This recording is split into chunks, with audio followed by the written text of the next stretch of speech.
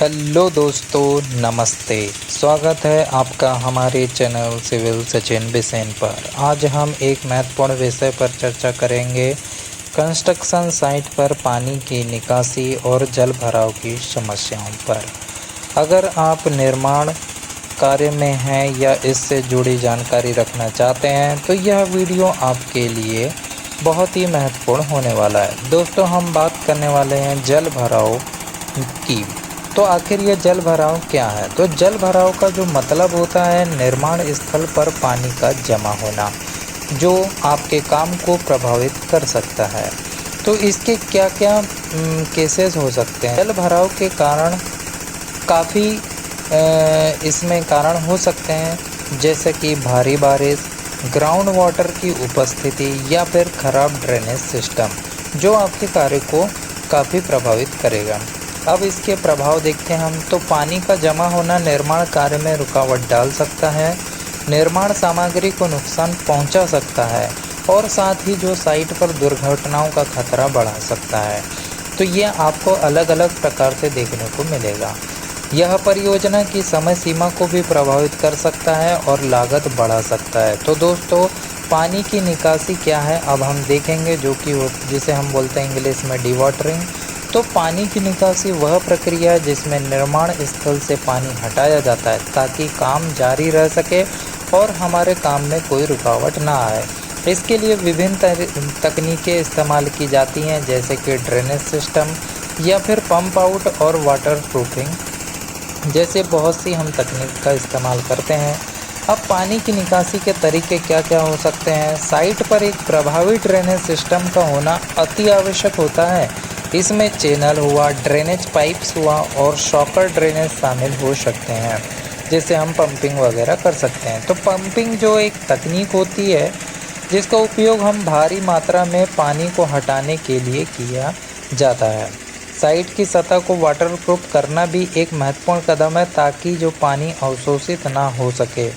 अब इसके हम निष्कर्ष और सुझाव की बात करते हैं। तो दोस्तों, जल भराव और पानी की निकासी निर्माण साइट पर कितनी महत्वपूर्ण है, हमने यह जान लिया है। सही उपाय अपनाकर आप इन समस्याओं से बच सकते हैं। और दोस्तों, ये जो जल भराव की प्रॉब्लम है, ये आपके साइट को जो है काफ़ी धीमा कर सकती है। तो आपको इसके लिए महत्वपूर्ण और उचित कदम उठाना अति आवश्यक होता है, क्योंकि हमारा जो कंस्ट्रक्शन साइट पर जो वर्किंग पीरियड रहता है वो एक लिमिटेड रहता है, जो कि एक ड्यूरेशन में हमें कंप्लीट करना पड़ता है। तो ये हमारे लिए एक काफ़ी इम्पोर्टेंट टास्क होता है, जो कंप्लीट हम डिवाटरिंग कर लें और साथ ही साथ जहाँ से हमारा पानी के सोर्सेस हैं उन्हें हम सर्च करते हुए और उन्हें हम रोकथाम करें उनकी, जिससे कि हमारी साइट पर कुछ भी इम्पैक्ट ना पड़े इस चीज़ों का। तो दोस्तों, इस प्रकार से साइट में वर्क करना एक काफ़ी चैलेंजेस होता है, जिसमें डेली बेसिस पर नई नई प्रॉब्लम्स क्रिएट होती हैं और उनका सॉल्यूशन ही ऑन साइट किया जाता है।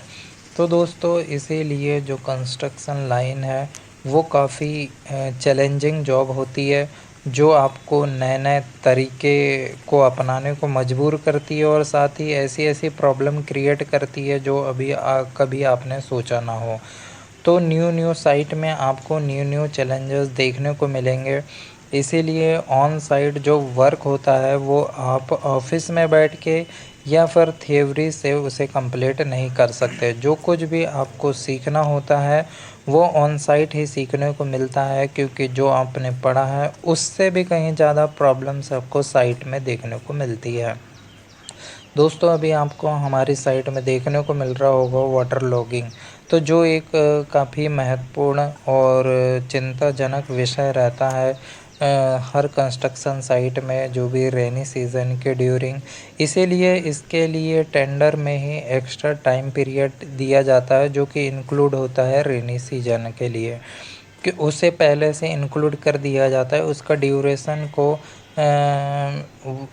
1 से लेकर 3 मंथ तक बढ़ा दिया जा सकता है, जिससे कि हेवी रेन में आपका वर्किंग जो स्लो डाउन होता है वो आगे जाके मैनेज हो सके। तो इस प्रकार जो है हमारा ये जो टेंडर का ड्यूरेशन रहता है कि आप कितने समय में कंप्लीट करते हैं।